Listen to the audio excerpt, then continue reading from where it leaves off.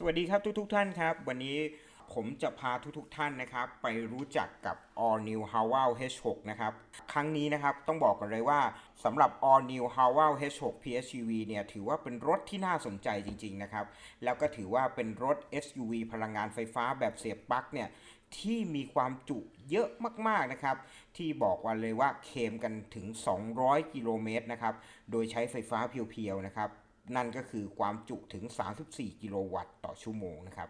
มีอะไรน่าสนใจสำหรับเจ้า All New Haval H6 PHEV คันนี้วันนี้เราจะรู้กันครับก็ต้องบอกอย่างนี้นะครับว่า Haval นะครับ H6 นะครับในรูปแบบของ Plug-in Hybrid เนี่ยขายมาก่อนหน้านี้แล้วนะครับแล้วก็ต้องบอกเลยว่ายอดขายเนี่ยถล่มทลายถือว่าเป็นรถธงนะครับของทาง Great Wall Motor ประเทศไทยนะครับที่เปิดบริษัทมาแล้วก็เอาเจ้า Haval H6 เนี่ยมาขายเลยนะครับทำให้กระแสรถที่เป็น SUV บ้านเราเนี่ยกับราคาที่เอื้อมถึงนะครับรวมถึงเทคโนโลยีที่จับใส่มาให้แบบล้นๆนะทำให้ยอดขายของ Great Wall Motor เนี่ยกระเตื้องขึ้นเป็นอันดับหนึ่งนะครับของรถ SUV ในขณะนั้นนะครับและเมื่อถึงการ Manage Change นะครับทาง Great Wall Motor ก็จับเจ้า PHEV หรือว่าเป็นรถที่เป็น Plug-in Hybrid เนี่ยในนามของ Haval H6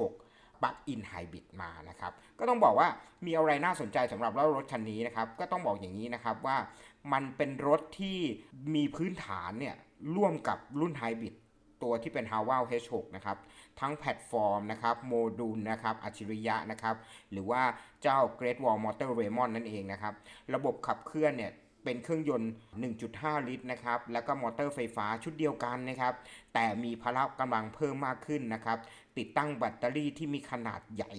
กว่าเดิมนะครับรวมทั้งออปชั่นให้ใหม่นะครับแล้วก็เจ้าของรถเนี่ยสะดวกสบายเพิ่มมากขึ้นนะครับมีอะไรใหม่บ้างนะครับสำหรับเจ้า All New Haval H6 PHEV คันนี้นะครับเริ่มต้นจากมิติของตัวถังเลยนะครับ All New Haval H6 PHEV คันนี้มีขนาดความกว้างถึง 1.8 เมตรนะครับความยาวถึง 4.6 เมตรนะครับแล้วก็ความสูง 1.7 เมตรนะครับแล้วก็มีฐานล้อถึง 2.7 เมตรนะครับเกือบทุกส่วนเนี่ยเทียบเท่ากับตัวรุ่นไฮบริดนะครับยกเว้นความยาวที่มากขึ้นกว่า30มิลลิเมตรเท่านั้นเองนะครับส่วนความเปลี่ยนแปลงที่เห็นได้ชัดนะครับแล้วก็เป็นดีไซน์ภายนอกนะครับที่เปลี่ยนกระจังหน้าเป็นแบบ Star Metric Front นะครับกริลนะครับที่ทำให้หน้าตาของเจ้า H6 PHEV เนี่ยมีมิติเพิ่มมากขึ้นนะแล้วก็ดูกว้างมากขึ้นด้วยนะครับการใช้สีโครเมียมนะครับมาเล่นไล่ระดับบริเวณช่องระบายอากาศที่อยู่ทางด้านข้างนะครับให้มีความลงตัวกับชุดไฟหน้าที่เป็น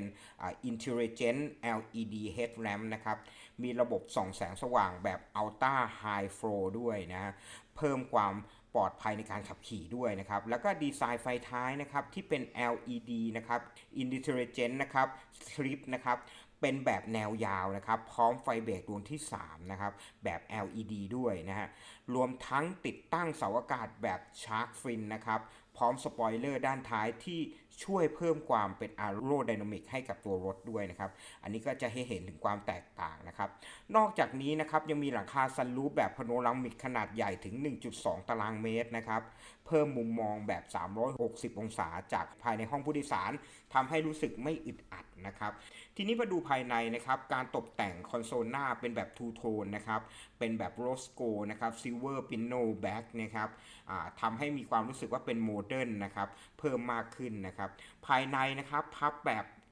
60-40นะครับความต้องการของสัมภาระที่มีขนาดใหญ่ขึ้นนะครับทีนี้มาดูประตูด้านท้ายนะครับประตูระบบด้านท้ายเนี่ยเปิดปิดไฟฟ้านะครับพร้อมระบบแฮนด์ฟรีด้วยนะครับของทาง Great Wall Motor เนี่ยประเทศไทยเนี่ยบอกว่าเป็นการจูนใหม่ของระบบช่วงล่างนะครับดังนั้นเนี่ยช่วงล่างของเจ้า H6 PHEV คันนี้เนี่ยมีความรู้สึกว่าหนึบขึ้นกว่าเดิมนะมันก็มีความเพิ่มมาจากปริมาณของแบตเตอรี่ที่เพิ่มมาขึ้นนะครับเกือบประมาณ200กิโลนะครับถ้าเทียบกับตัว Haval H6 ที่เป็นตัว HEV นะครับที่ใช้แบตเตอรี่กว่าแค่เพียง16กิโลวัตต์เท่านั้นนะครับตัวนี้เนี่ยก็ถือว่าเพิ่มมากขึ้นนะครับแล้วก็มีการเปลี่ยนขนาดยางให้มีความหน้ากว้างเพิ่มมากขึ้นนะครับเมื่อเปรียบเทียบกับตัว HEV นั่นก็คือ23555R19นะครับก็ต้องบอกว่าทำให้มีความรู้สึกว่ารถคันนี้มีช่วงล่างที่มันแตกต่างออกไปนะครับอีกอย่างหนึ่งที่มันเป็น คือแบตเตอรี่